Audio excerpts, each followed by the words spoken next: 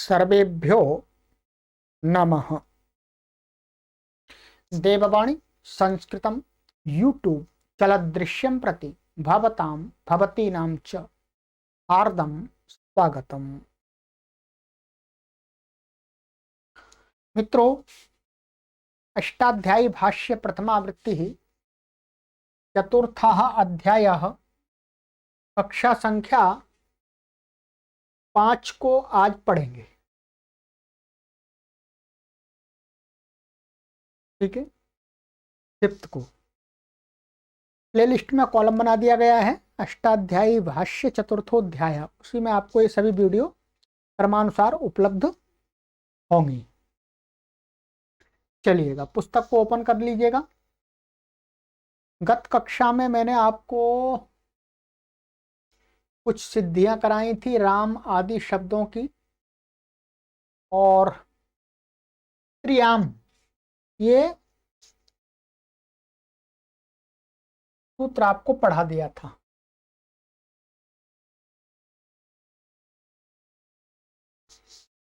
त्रियाम का ये अधिकार सूत्र था। आगे अधिकार चलेगा इसका समर्थानाम प्रथमाद वाह के पूर्व तक इसका अधिकार चलेगा, अर्थात यहाँ से आगे जो भी कहे जाएंगे प्रत्यय समर्थानाम प्रथमाद वाह से पहले सूत्रों से, उस सभी प्रत्यय किस अर्थ में और क्या किसको कहने के लिए होंगे? स्त्री वाच्य को। तब वो स्त्रीलिंग प्रत्यय होंगे, ऐसा कह सकते। ठीक है, चलिएगा अब चलते हैं आगे। सूत्र संख्या है 4। अजाद्यतष्टाप अजाद्यतः पंचमी विभक्ति एक वचनांतम, ताप प्रथमा विभक्ति एक वचनांतम, समासः अज आदिर येषाम ते अजादयः। माने अज शब्द है आदि में, जिन शब्दों के वे शब्द क्या हो जाएंगे? अजादि। अजादयश्च अतच अजाद्यत तस्मात् अजाद्यतः। और अजादि मन अजादय अजादि शब्द, और अत क्या हुआ? अजाद्यत तस्मात् अजाद्यतः। बहुव्रीहि गर्भ समाहारो द्वंद्व, ये बहुव्रीहि समास हो गया था और यहाँ पर समाहार द्वंद्व समास हुआ है। ठीक है, इसमें अनुवृत्ति आ रही है प्रातिपदिकात् त्रियाम प्रत्ययः परश्च। इन पदों की ऊपर से अनुवृत्ति आ रही है। चलिएगा, सूत्र का अर्थ करते हैं। गुरुजी कहते हैं अर्थः अजादिभ्यः प्रातिपदिकेभ्यो कारांतेभ्यश्च त्रियाम टाप प्रत्ययो भवति। कहते हैं कि जो अजादि गण में पठित, अजादि गण है, अजादि गण में पठित जो शब्द हैं वो शब्द कैसे हैं? प्रातिपदिक हैं। और कहते हैं ह्रस्व अकारांते, ह्रस्व अकार अंत वाले जो प्रातिपदिक, प्रातिपदिक का संबंध दोनों तरफ जा रहा है। ठीक है, तो प्रातिपदिकों से क्या है? स्त्रीयाम माने स्त्रीलिंग में टाप प्रत्यय होता है। स्त्रीलिंग में अर्थात ऐसा कह सकते हैं स्त्री को माने स्त्री वाच्य हो, माने स्त्री माने फीमेल को कहना हो तो। ठीक है, तो टाप प्रत्यय हो जाता है। अब ये टाप प्रत्यय करने वाला सबसे प्रथम सूत्र है, ध्यान रखेंगे। आगे टाप और भी सूत्र करेंगे। उदाहरण दिया यहाँ पर अजादिभ्यः अजा एडका कोकिला। इसमें क्या है? ये अजादि गण में टाप प्रत्यय करके ही महर्षि पाणिनि ने गण में पढ़ दिए हैं शब्द। ये वास्तव में अज शब्द था, अज से टाप कर देंगे। यहाँ सिद्धि में कुछ भी विशेष नहीं है, देख लीजिएगा। अजाद जैसे ये है आपका अज शब्द है, स्त्रीलिंग को कहना है तो टाप आ गया इससे, टाप, और टाप का आ बचा, ठीक है, आ, और आकाश वर्ण दीर्घ लग गया, आजा, क्या बन गया, आजा, और फिर आजा।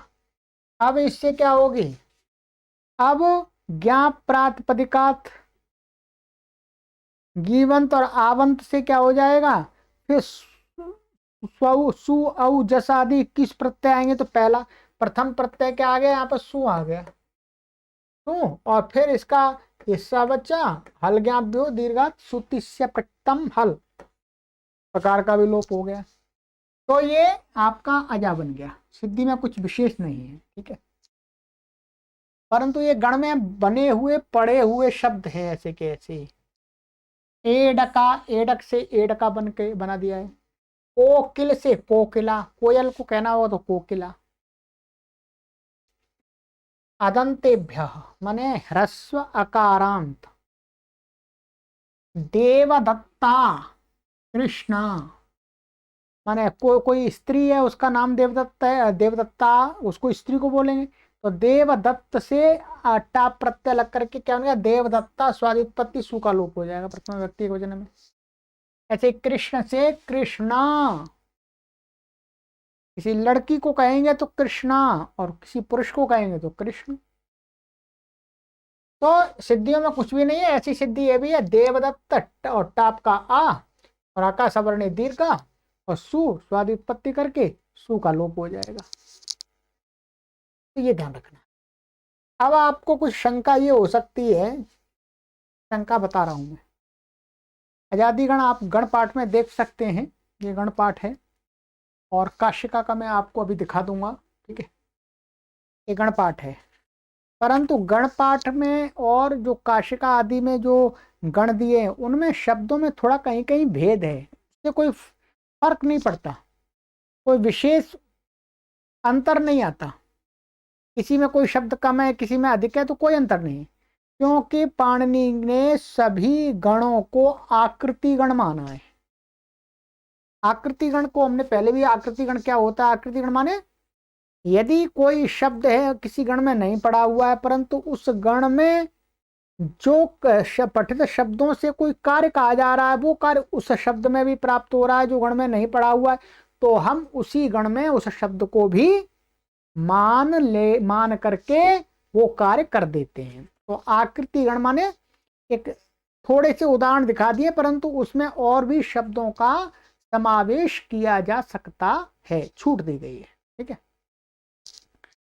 जैसे इस गण पाठ में आजादी गण के अंदर खट्वा शब्द नहीं है, परंतु काशिका में जो गण ये आजादी गण दिया उसमें खट्वा शब्द है, तो इसमें नहीं है तो खट्वा शब्द का हम ले लेंगे, इसमें ले आएंगे, और यहाँ पड़ा हुआ है तो पहले से पड़ा हुआ है, नहीं लाने की आवश्यकता है, तो कोई वो नहीं है, ठीक है।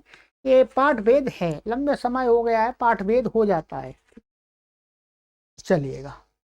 तो ये देवदत्ता और कृष्णा हो गया, ठीक है। और काशिका में ये मैंने आपको उस दिन भी दिखाया था पीछे कक्षा में एक बार, ये अजा, ये जैसे अजा, एडका, कोकिला, चटका, अश्वा, खट्वा, ठीक है, इत्यादि दिया थी, ठीक है।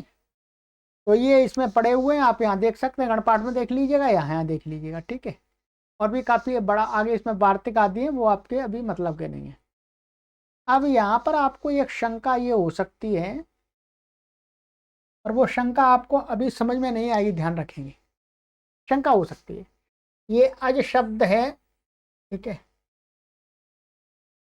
ये अज शब्द है, ये ह्रस्वकारांत ही है, ह्रस्वकारांत है, तो ये ह्रस्वकारांत मान करके इसमें तो प्रत्यय हो जाता। ऐसे एडक भी ह्रस्वकारांत है, कोकिल भी ह्रस्वकारांत है, स्त्री को कहना है तो आ टाप का है, तो ये भी तो ह्रस्वकारांत, फिर आजादी गण कहने की आवश्यकता क्या है जब उसमें सभी ह्रस्वकारांत पड़े हुए हैं। तो इसका समाधान आपको काशिका में ही मिलेगा, काशिका में ही आप समझ सकेंगे, यहाँ नहीं। आजादी गण के कुछ शब्द अलग रखे गए हैं, इसलिए रखे गए हैं कि अदंत को मान करके जो कार्य इस प्रकरण में कहे गए हैं वो सारे अदंत के कार्य अजादि को ना हो जाएं। अजादि गण में पड़े हुए जो ह्रस्वकारांत शब्द हैं उनको ना हो जाएं, इसलिए अजादि गण में ह्रस्वकारांत अलग से शब्द पड़े हुए हैं। ठीक है, इतना आपको समझ में आएगा तो ठीक है, नहीं समझ में आया तो कोई परेशानी नहीं है। अलग अलग हैं, अजादि गण के शब्दों से टाप हो जाता है, अतः टाप करके ही पड़ा हुआ है, और जो ह्रस्व अकारांत प्रातिपदिक है उनसे टाप हो जाता है स्त्रीलिंग को कहने के लिए। चलिएगा, ठीक है। अब यहाँ पर गुरुजी ने लिखा है, ठीक है, सिद्धि बताई थी, यहाँ पर लिखा हुआ आज टाप आजा बना दिया, मैंने बना दिया था आपका, ठीक।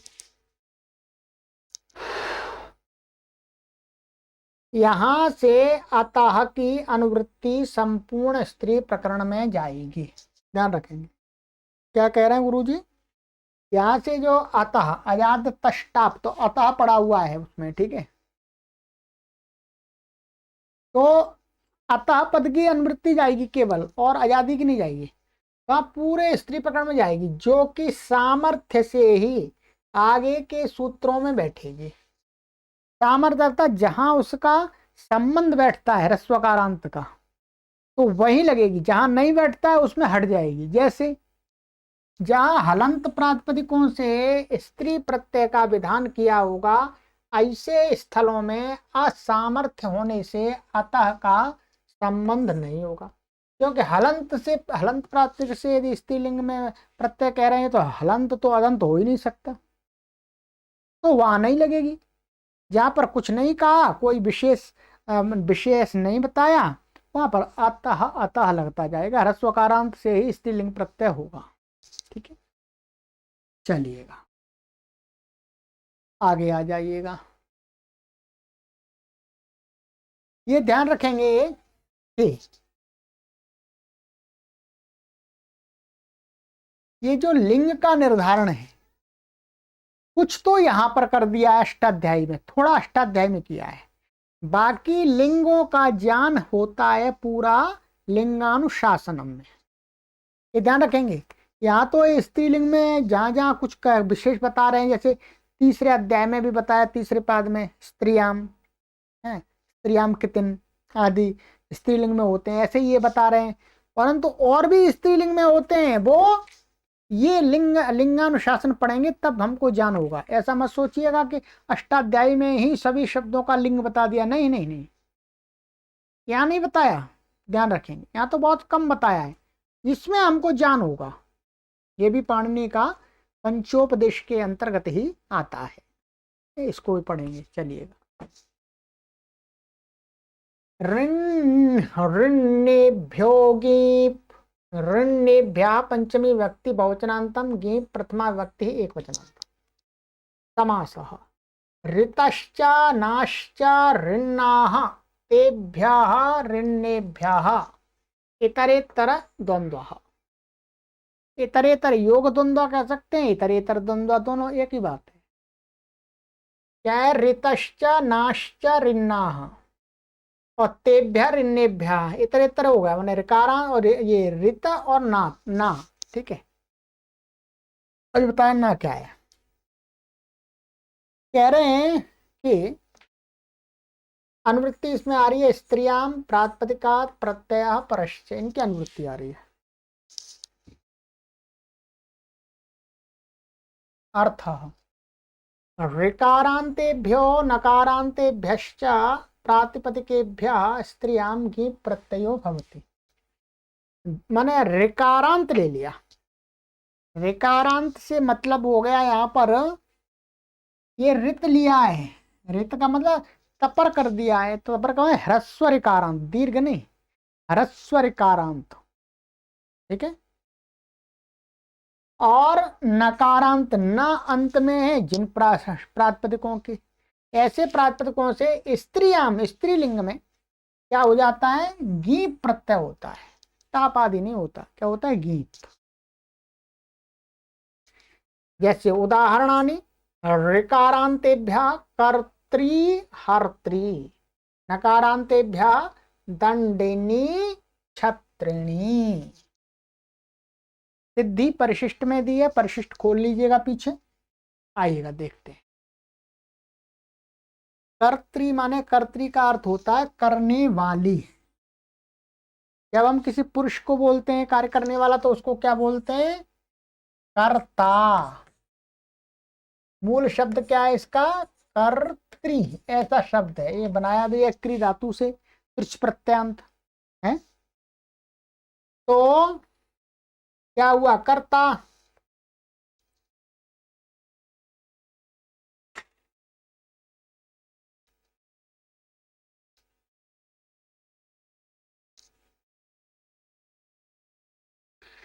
तो ये तो पुरुष को। अब स्त्री को कहना होगा, करने वाली कोई स्त्री है, तो फिर क्या है? ऋकारांत शब्द से यहाँ पर ये विधान कर दिया कर्तृ नहीं। डुक्रिय धातु है, डुक्री का डू ए और क्री यहाँ चला जाएगा। संज्ञा भूवादयो धातवा धातो।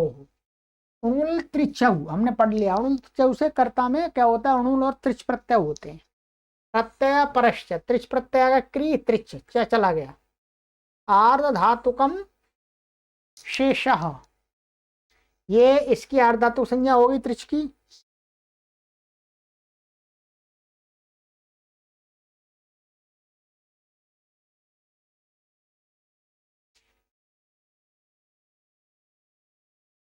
अर्धात्म शेष। और सार्वधातु कार धातु का यो हो अंग के अधिकार में अंग संज्ञा हो जाएगी। अस्मात् प्रत्यय विधिष्ठात् प्रत्ययंगम अंगस्य। तो अंग के अधिकार में सार्वधातु कार धातु का यो हो अदेंग गुण, गुण हो गया स्थानांतरतमा लग करके इसको क्या हो जाएगा? नहीं, पुरण रपरा अदेंग गुण, और री के स्थान में गुण हो रहा है तो रपर वाला हो जाएगा ओरण रपरा के सहयोग से। तो कर हो गया, कर्त्री ऐसा बन गया। और ये इट आगम प्राप्त होगा अर्ध धातु कस्य बना दे तो एकाच उपदेश नुदात्तात से इट का निषेध हो जाएगा। अब है ये त्रिच प्रत्यय कैसा है? कृत प्रत्यय। कृत तिंग से ये कैसा है? कृत प्रत्यय। अब कृतद्धित समासाश्च, ये क्या है? इसकी प्रातिपदिक संज्ञा हो गई। प्रातिपदिक संज्ञा अब स्त्री को कहना है, तो स्त्री को कहना है तो ऋकारांत शब्द है। तो यहाँ पर सूत्र बनाया महर्षि पाणिनि ने, ऋण्यभ्यो गीप। ऋकारांत होने से गीप प्रत्यय हो गया। गीप हो गया तो कर्त्री और प्रत्यय परश्च, गीप और कर्त्री। पा इत संज्ञा गा इत संज्ञा लशक तद्दिते हलंत्यम तस्य लोपा दर्शनम लोपा ई बचा। ठीक है। अब अनुबंध लोप होकर के अब कोई कार्य नहीं है यहाँ पर, तो इसलिए एको एणची लग जाएगा। एको एणची से एणादेश हो गया तो री को र हो गया तो कर्त्री ऐसा हो गया। री को यहाँ पर र हो गया तो ई जुड़ा कर्त्री बन गया ये। ठीक है। अब वो व्युत्पत्ति करनी है तो ज्ञा प्रातिपदिकात सु औजस इत्यादि पूर्व सब सूत्र लग करके सु आ गया आपका कर्त्री सु। इत संज्ञा हल्याभ्यो दीर्घा सुतिश्य प्रकृतम हल। तो एका अप्रत्यय काल प्रत्यय से अप्रक्त संज्ञा हो जाएगी। तो क्या बना? कर्त्री। कर्त्री का अर्थ हुआ करने वाला। ठीक है। इसी प्रकार से ह्रिय धातु से त्रिच आ जाएगा, हर्त्र हर्त्री बन जाएगा। पुनः गीप आकर के हर्त्री, हरण करने वाली या ले जाने वाली। ठीक है। यहाँ हरण करने वाली और ले जाने वाली दोनों अर्थ आ जाएंगे। तो इस प्रकार से जितने भी ह्रस्व ऋकारांत प्रातिपदिक हैं, यदि स्त्री को कहना स्त्री वाच्य है तो फिर उनसे क्या आ जाता है? गीप प्रत्यय आता है। क्या आता है बोलो? गीप प्रत्यय।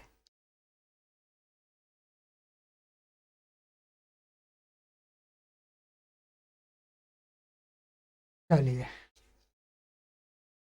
अब नकारांत का देखते हैं।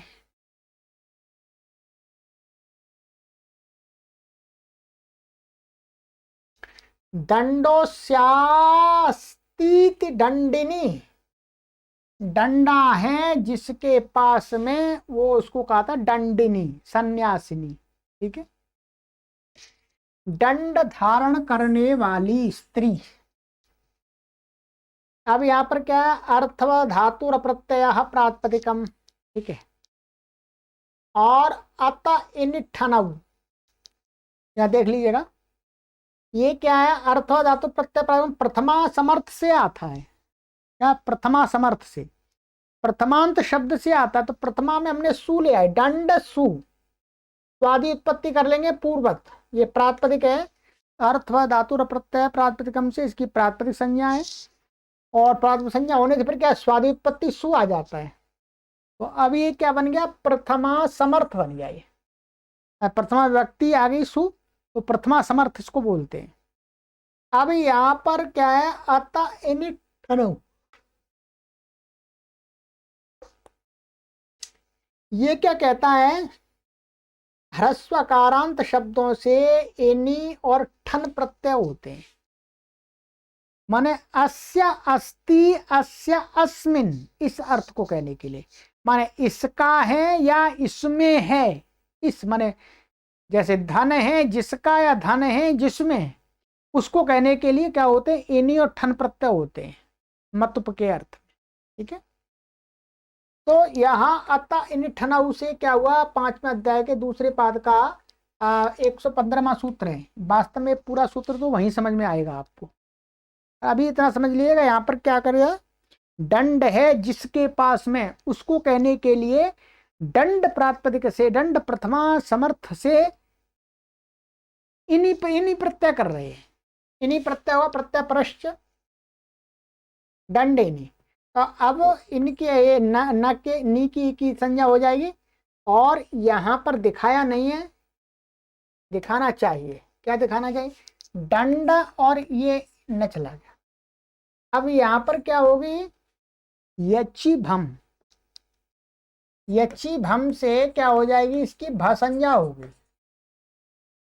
ये क्या है, आजादी है, और सर्वनाम स्थान भिन्न है, तो सर्वनाम स्थान भिन्न आजादी प्रत्यय के परे रहते, इनके परे रहते क्या है, दंड की भासंज्ञा हो गई, भासंज्ञा हो गई।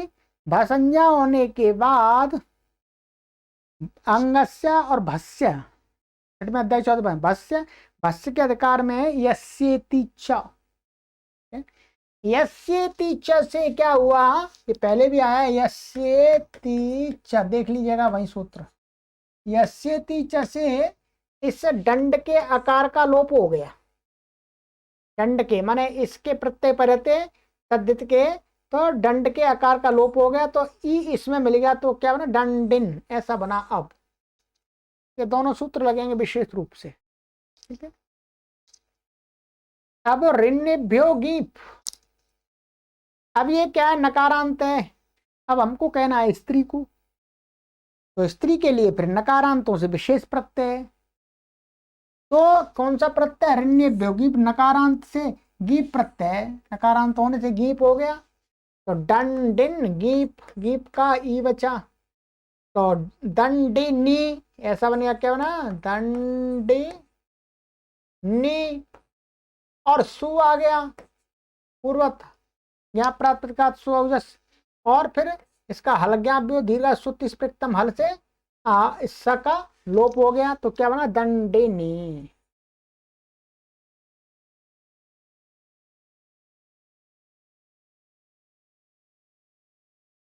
इसी प्रकार छत्रिणी, छत्र धारण करने वाली समझें, है छत्रिणी, तो ऐसे इसको माने छत्रम अस्या अस्त्या अस्याह अस्ति इति छत्रिणी, मैं छाता है जिसके पास में, छत्री वाली स्त्री है, तो छत्रिणी ये बन जाएगा। यहाँ पर क्या होगा, ये नकोणा हो जाएगा, अट कुप्वांग नुम व्यवावे पी से क्या हो जाएगा, नकोणा हो जाएगा, छत्रिन छत्रण छत्र, और गी पा जाए छत्रिणी, ठीक है, नकारांत है।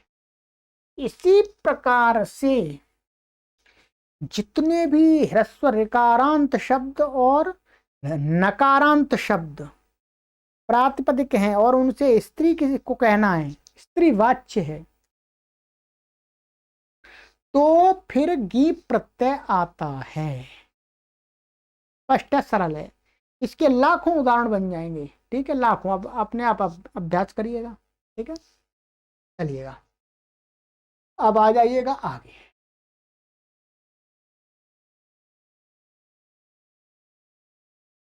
उगितश्च एक 4 1 6 उगिता पंचमी व्यक्ति एक वचनांतम च अव्यपदम समासः उक इत यस्य सोयम उगित तस्मात् उगितः बाहुव्रीहि। ठीक है, ये उक क्या लिया, उक प्रत्याहार लिया है। क्या लिया, उक प्रत्याहार। उक प्रत्याहार के अंतर्गत कौन कौन से वर्ण आते हैं, उ रे री, 3 वर्ण आते हैं, उ रे री। इनका ह्रस्व भी दीर्घ भी दोनों आ जाते हैं। ठीक है, तो कहते हैं उक, उक का अर्थ हुआ उक प्रत्याहारांतर्गत वर्ण है, वर्णों की इत संज्ञा है जिसमें, माने जिसकी, माने जिस शब्द में उ रे री और रे, इनकी यदि इत संज्ञा हुई है तो वे शब्द क्या कहलाएंगे, उगित। और तस्मात उगिता, ये बहुब्री समास हो गया। ठीक है, अनुवृत्ति इसमें आ रही है स्त्रियाम, गीप प्रातिपदिकात प्रत्यय परश्च, इसकी अनुवृत्ति आ रही है। अर्थ सरल है, उगिदंतात प्रातिपदिकात स्त्रियाम गीप प्रत्ययो भवति। ठीक है, कह रहे हैं उगिदंतात माने उक, माने उक प्रत्याहारांतर्गत वर्ण, वर्ण है इत संज्ञक जिन शब्दों के, तो ऐसे प्रातिपदिक, वो प्रातिपदिक होना चाहिए, उससे स्त्रीलिंग को कहना होगा तो क्या हो जाएगा, गीप प्रत्यय होता है। ठीक है, देखिएगा सरल है। उदाहरण भावती, भवती, भवती किसको बोलते हैं, स्त्री को बोलते हैं। ये उगित कैसे है बताएंगे अभी, अति भावती। ठीक है,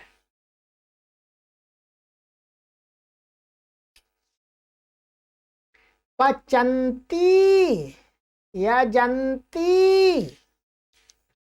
ठीक है, चलिएगा परिशिष्ट देखिएगा, परिशिष्ट में सिद्धि दी है गुरुजी ने।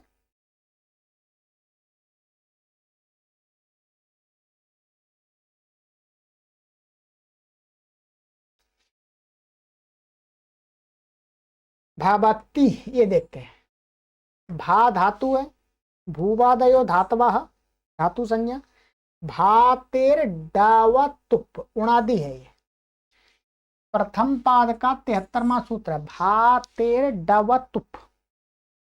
भातेर माने भा धातु से डवतुप प्रत्यय होता है, प्रत्यय परष्ट से परे हो जाएगा तो क्या बनेगा, भा डवतुप।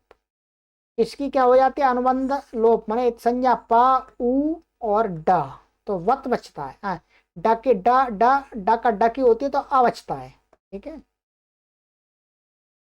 तो क्या बचता है, भा अवत, ऐसा बचा। ठीक है, अब यहाँ पर एक वार्तिक है, पहले भी आपको पढ़ाया, डित कर्ण सामर्थ्याद अभस्यापि टेर लोप। यहाँ पर ये प्रत्यय में पाणिनि ने डबत पर ड की संज्ञा की है। इसका प्रयोजन क्या है, प्रयोजन कुछ भी नहीं मिलना।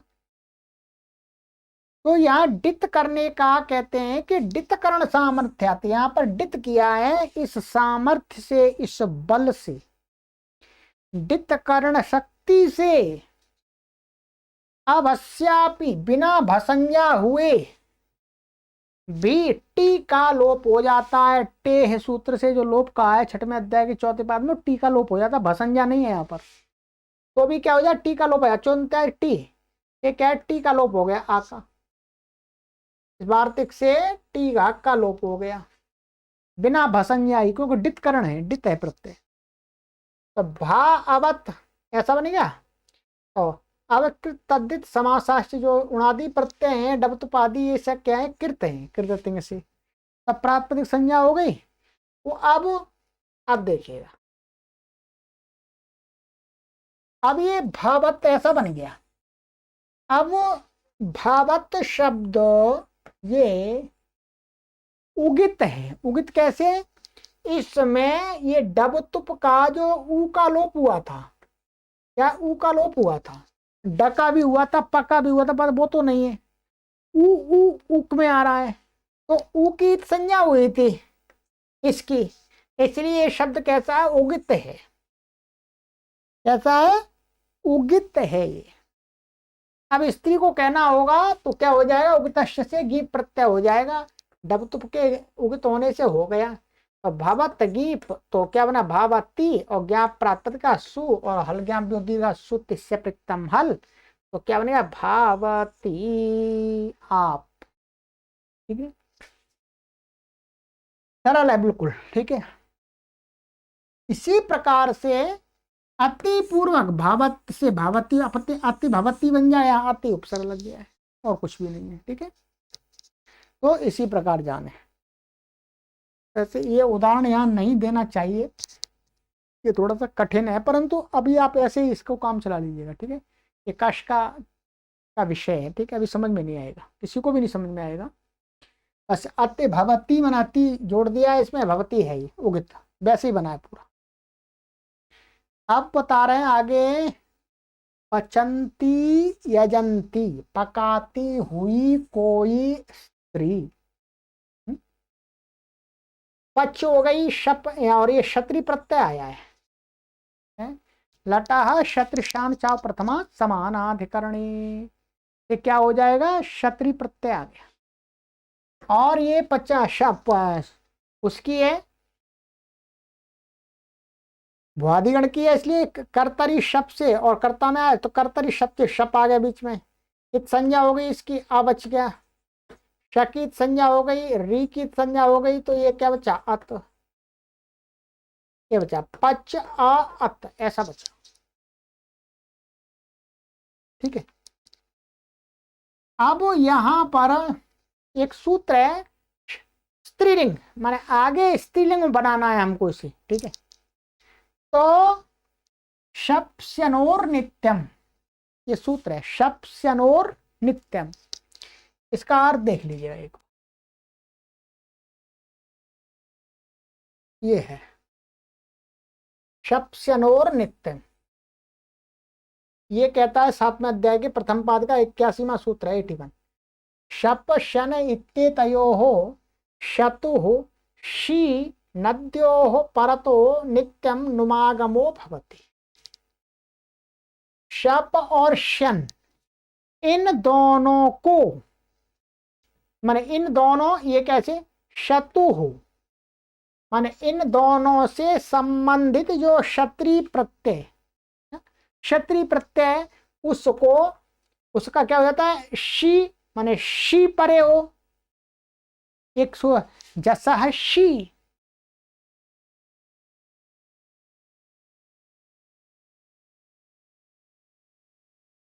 हाँ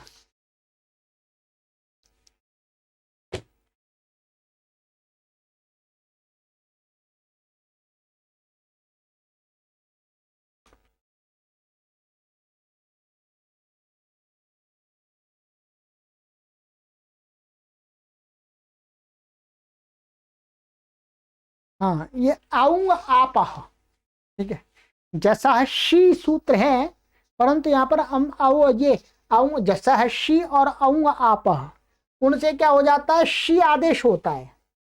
ठीक है, तो वो शी का यहाँ कोई चर्चा नहीं है। नदी, नदी का अर्थ है दीर्घ ईकारांत उकारांत, दीर्घ ईकार और उकार, उनके परे रहते नित्यम, नित्य ही नुमागम होता है। बस इतना समझ लीजिएगा, ये और प्रकरण लंबा है, कहीं विकल्प कहा था, नित्य कह दिया। अब यहां पर क्या है, यहां पर वैसे ऐसा दिखाना चाहिए था सरलता से समझाने के लिए कि ये पचत बन गया, ध्यान दीजिएगा। अब स्त्रीलिंग की विवक्षा होने से क्या हो जाएगा, ये कैसा है, ये क्षत्रिय का री इत गया है, री उक में आता है, ये उगित हो गया। ध्यान रखिए, ये क्या हो गया, उगित।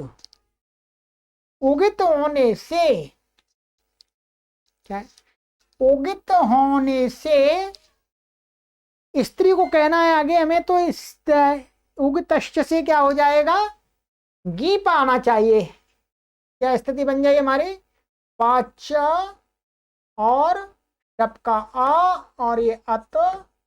ठीक है, और ये गीप आ जाएगा। उक्तश्च से, ऐसा होना चाहिए। अब लगेगा ये शप शनोर नित्यम, क्योंकि ये गी ई है, इसका इत संज्ञा हो जाए ई बच्चा, ई बच्चा। तो ई माने ई, इसको नदी संज्ञा है वास्तव में, शब्द की होती पर यहाँ नदी इसी को लिया है। तो ई इस नदी के परे रहते हैं, जो क्या है, जो शप है, ये शप है, शप संबंधी जो क्षत्रि, जो शप संबंधी माने ऐसा क्षत्रि जिसके पर रहते शप आया है, तो शप संबंधी जो क्षत्रि, उसको क्या हो जाता है, नुम आगम होता है नित्य। अब नुम हो जाएगा तो मृत्युन त्याग पर से कहाँ होगा, अंतिम अच्छ से परे हो जाएगा, यहाँ हो जाएगा ये। तो ये नुम का न बचा, तो पच आ अंत और यहाँ पर ई, ठीक है। अतो गुणे से इस आ और इस आ को दोनों को क्या हो गया, माने एक आ रह गया, एक हट गया एक रह गया, ठीक है, दोनों को एक ही हो जाता, ठीक है, पर रूप हो गया। अब लग करके पचन ये बन गया, ये बाद में ऐसा लिखा है, ये मैंने पहले ही कर दिया, पहले ही करना चाहिए, तो ये बन गया पचंती। अब पचंती बन गया, अब यहाँ पर सु और आएगा, यहाँ दिया नहीं है, सु आएगा अब, ठीक है, सु आएगा, सु का पूर्वत हलज्ञाभ्यो दीर्घ सुतिस्य प्रिक्तम हल से लोप हो जाएगा, तो क्या बना पचंती, पचंती माने पकाने वाली। तो ये भी उगित है। उगित कैसे है, री की इत संज्ञा हुई है, इसलिए उगित है, ठीक है जी। इसी प्रकार से एज धातु से एजंती आपको सिद्धि बना लेनी है, बिल्कुल ऐसे ही जैसा मैंने बताया। ये सूत्र बाद में लगाइए, गी पहले कर लीजिएगा उगतश्च से, ऐसा ही है वास्तव में। यहाँ पर थोड़ा सा ऐसे करके लिख दिया है, गोल मेल करके, वो ठीक नहीं है, कंफ्यूजन पैदा होता है। चलिएगा, तो ये हो गया आपका। तो आज की कक्षा में इतना ही करते हैं। आज सिद्धियां हैं, इन सिद्धियों को एक बार अवलोकन कर लीजिएगा, देख लीजिएगा, ठीक है। अब आगे की कक्षा में पढ़ेंगे वनोरच। चलिए, सिद्धियों को नोट करते जाइएगा। सर्वेभ्यो नमः।